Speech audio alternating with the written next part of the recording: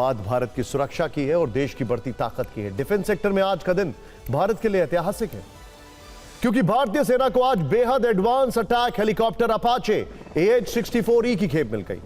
आज इस हेलीकॉप्टर का पहला बैच भारत पहुंच गया है। पहले बैच में 3 अपाचे हेलीकॉप्टर भारतीय सेना को मिलेंगे।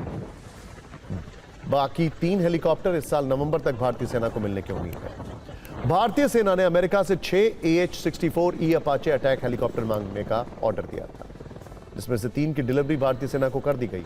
भारतीय सेना को अटैक हेलीकॉप्टर अपाचे AH-64E के मिलने से दुश्मनों की फिक्र बढ़ गई है, क्योंकि इस हेलीकॉप्टर के भारतीय सेना में शामिल होने से भारतीय डिफेंस सेक्टर में और मजबूती आएगी। एक तरफ जहां अटैक हेलीकॉप्टर अपाचे का भारतीय सेना में स्वागत किया गया, दूसरी तरफ 4-4 युद्ध में पाकिस्तान को बुरी तरह ढोने वाले भारत के जांबाज फाइटर जेट MiG-21 को रिटायर करने का फैसला ले लिया गया है।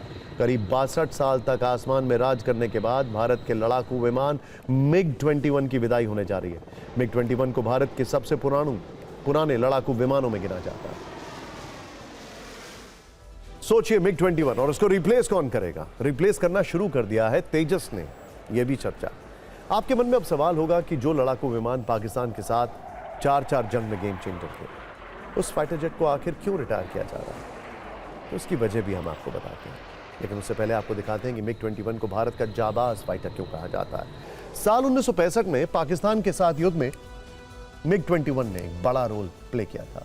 पाकिस्तान के साथ 1971 की जंग में भी इस फाइटर की आसमानी ताकत को दुनिया ने देखा। 1999 के करगिल युद्ध में MiG-21 ने अपना जौहर दिखाया। 2019 में बालाकोट एयर स्ट्राइक में MiG-21 की सबसे बड़ी भूमिका थी। MiG-21 भारतीय वायुसेना का पहला सुपरसोनिक फाइटर जेट है, जिसने 1960 से और 70 के दशक में भारत को तकनीकी बढ़त दी। एक वक्त ऐसा था जब भारत के पास MiG-21 फैमिली के लगभग 900 विमान थे। एक रिपोर्ट के मुताबिक इस समय भारतीय वायुसेना के बेड़े में 36 MiG-21 फाइटर जेट बचे थे, यानी लगभग 2.5 स्क्वाड्रन। MiG-21 जितने लंबे समय तक किसी भी फाइटर जेट ने भारतीय वायुसेना में सेवा नहीं दी है। सुपरसोनिक फाइटर जेट MiG-21 को आज से 62 साल पहले भारतीय वायुसेना के बेड़े में शामिल किया गया था, और तब से यह हर बड़े युद्ध और ऑपरेशंस का हिस्सा रहा है। इस समय सेना में MiG-21 की 3 स्क्वाड्रन एक्टिव हैं, जिन्हें सितंबर में हटा दिया जाएगा। MiG-21 फाइटर जेट को रिटायर करने के पीछे की कई वजह हैं, लेकिन सबसे बड़ी वजह कुछ समय से MiG-21 से लगातार हादसों को माना जा रहा है। इसीलिए इस लड़ाकू विमान को हाल के दिनों में फ्लाइंग कॉफिन यानी उड़ता ताबूत भी कहा जाने लगा था। पिछले कुछ दिनों में कई पायलट्स ने इस फाइटर जेट को उड़ाते हुए जान गंवाई है। इसके अलावा इसकी तकनीक पुरानी होने के कारण भी इसे रिटायर करने का फैसला लिया गया है। अब MiG-21 की जगह स्वदेशी तेजस Mk1A विमान लेंगे, यानी बचे हुए 36 MiG-21 विमान फेज आउट हो जाएंगे। सितंबर में चंडीगढ़ एयरबेस पर होने वाले विदाई समारोह में MiG-21 का फ्लाइंग पास्ट और स्टैकिंग डिस्प्ले भी होगा, यानी ये लड़ाकू विमान हमेशा के लिए भारतीय सेना के इतिहास में दर्ज हो जाएगा। आपको बता दें कि अक्टूबर 2023 में 4थी स्क्वाड्रन के MiG-21 बाइसन ने राजस्थान के बाड़मेर में आखिरी बार उड़ान भरी थी। उस समय MiG-21 बाइसन ने सुखोई 30 MKI के साथ उड़ान भरी थी। इंटरेस्टिंग बात यह है, MiG-21 जब रशिया ने पहली बार लॉन्च किया तो पश्चिमी देश इतने परेशान थे कि वो चाहते थे कि इसकी टेक्नोलॉजी क्या है उसे समझा जाए, और इसके लिए उन्होंने पूरी ताकत लगा दी। यहाँ तक कि एक MiG-21 हाईजैक करने की भी कोशिश की गई, हुआ भी था इजराइल, अगर आपको याद हो। खैर, अब बात उस अटैक हेलीकॉप्टर की जिसके भारतीय सेना के बेड़े में शामिल होने से दुश्मनों की दहशत बढ़ गई है।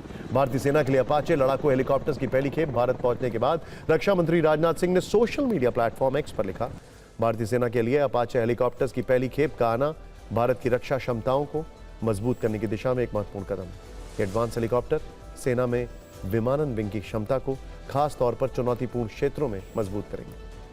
दरअसल अपाचे दुनिया का सबसे एडवांस लड़ाकू हेलीकॉप्टर माना जाता है। अपाचे हेलीकॉप्टर को उड़ता हुआ टैंक या फ्लाइंग तोप कहा जाता है। भारतीय सेना को अपाचे AH-64E हेलीकॉप्टर अमेरिकी बोइंग कंपनी से मिले। पहले फेज में 6 अपाचे हेलीकॉप्टर्स में से 3 हेलीकॉप्टर्स भारत पहुंच गए और भारतीय सेना में शामिल कर लिए गए। अपाचे हेलीकॉप्टर को उड़ता हुआ टैंक या फ्लाइंग तोप क्यों कहा जाता है? ध्यान से देखिएगा। दरअसल इस अटैक हेलीकॉप्टर की मारक क्षमता जबरदस्त है और ये खतरनाक हथियारों से लैस है, इसीलिए इसे उड़ती हुई तोप या फ्लाइंग टैंक कहा जाता है। इसमें 30 mm की ऑटोमेटिक कैनन यानी गन लगी होती है जो चलते फिरते दुश्मन को भी निशाना बना सकती है। इसमें हाइड्रा 70 रॉकेट सिस्टम लगे हैं जो जटिल युद्ध क्षेत्रों में प्रभावी साबित होते हैं। इसके अलावा इसमें एंटी टैंक मिसाइलें जैसे हिल फायर लगी होती हैं। इसमें लगी एंटी टैंक मिसाइलें दुश्मन के टैंकों और बख्तरबंद गाड़ियों को खत्म कर सकते हैं। अपाचे के पास रॉकेट पॉड्स भी होते हैं जो दुश्मन के ठिकानों पर भारी बमबारी कर सकते हैं। इसमें नाइट विजन और एडवांस टारगेटिंग सिस्टम होते हैं जिससे ये दिन और रात और किसी भी मौसम में ऑपरेशन कर सकता है। इस हेलीकॉप्टर की कीमत करीब 860 करोड़ रुपए है। इन हेलीकॉप्टर्स की खरीद साल 2020 में अमेरिका के साथ $600 मिलियन यानी लगभग 5,000 करोड़ रुपए के सौदे के तहत हुई थी। आपको बता दें कि भारतीय वायुसेना के बेड़े में अपाचे हेलीकॉप्टर पहले से शामिल हैं। अब थल सेना के लिए इन्हें तैनात किया जा रहा है ताकि ग्राउंड ऑपरेशन को और ज्यादा दमदार बनाया जा सके। रक्षा विशेषज्ञों का मानना है कि अपाचे हेलीकॉप्टर से भारतीय सेना की मारक क्षमता और ज्यादा मजबूत है।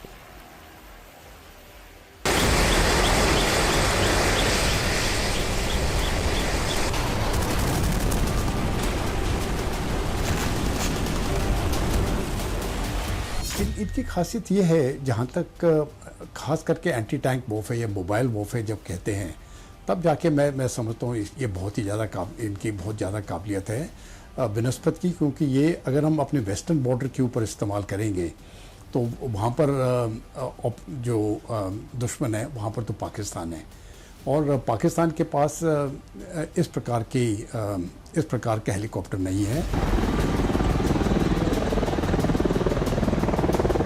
हम अपाची की बात करते हैं, ये बहुत हाईली मैन्यूवरेबल है और इसका एक्सपोजर जो लड़ाई में होगा वो मिनिमल होगा। इसका मतलब है अपने ट्रैकिंग वगैरह से, रेडार से, हाई फ्लाइंग एयरक्राफ्ट से जब पूरी बैटल कोऑर्डिनेटर हो जाती है तब ये पता लगा सकता है कि टैंक्स अगर नज़दीक आ रही हैं, 6 या 8 किलोमीटर की दूरी पर हैं, उस समय पर अपाची उड़ सकता है और मल्टीपल फायर कर सकता है, एकदम मल्टीपल टारगेट्स को ऑन नहीं करके, और फायर करने के बाद वो वापस अपने बेस के ऊपर छुप सकता है।